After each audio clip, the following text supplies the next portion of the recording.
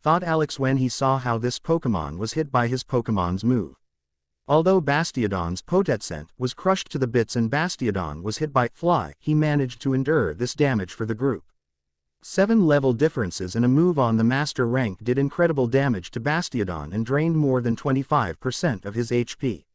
If flying type moves weren't fourfold ineffective against Bastiodon, this attack would have knocked him out straight away, despite Bastiodon having such a ridiculously strong defense. The rest of the group used the time and prepared their strongest moves against Firo, who was now so close that he couldn't evade. Crobat used Cross Poison. Scizor and Ditto transformed into Scizor, used Metal Claw, almost buffed to max. Blaziken used Overheat, Sunny Day. Eevee used Double Edge, Work Up. Alex didn't dare to let Vulpix and Shuppet attack because it could be dangerous for them. Besides, they can't do any harm to this Pokémon anyway. Firo, they were more than enough to defeat this Pokémon instantly. A normal dog can't win in a 1vs1 against a strong human in a death fight. But what if there are 3 relatively large dogs and 4 medium-sized dogs against a normal human in a death fight? As long as these dogs attack together, this fight is over immediately. Alex saw Firo fall to the ground with a baffled look and couldn't help but laugh out loud.